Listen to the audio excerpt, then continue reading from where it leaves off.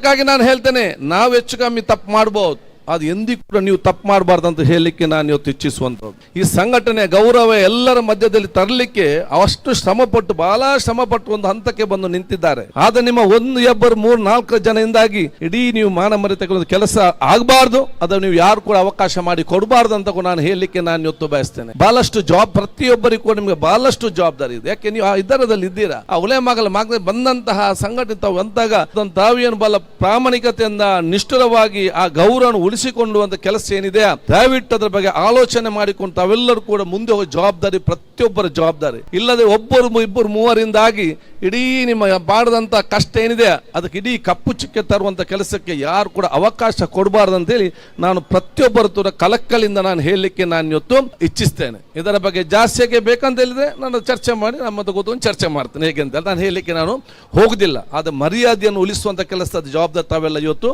ಮಾಡಿ ಅಂತ ಹೇಳಲಿಕ್ಕೆ ನಾವು ಇವತ್ತು ಬರ್ತೇನೆ. ನಾವು ಇರ್ಬೋದು, ನಾವು ಇಲ್ಲದ ದೊಡ್ಡ ವಿಚಾರ ಅಲ್ಲ.